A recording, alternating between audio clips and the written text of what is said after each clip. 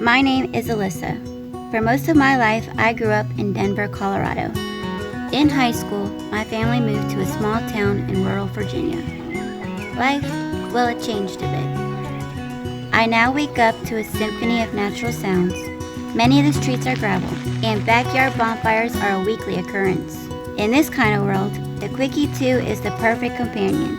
My friends, we spend a lot of time driving around town, eating at restaurants, visiting markets, you name it.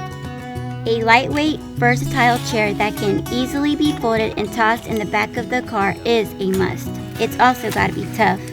Whether I'm at the lake with my mom, taking my dog for a walk, or fishing with my little brother, I spend a lot of time in the fresh air. Sometimes things get a little muddy, sometimes a little bumpy, which is why I love the strength and stability of my cross brace and footrest because they make me feel so secure. It took a little adjusting and a great lightweight wheelchair, but at the end of the day, country life in the small town suits me just fine.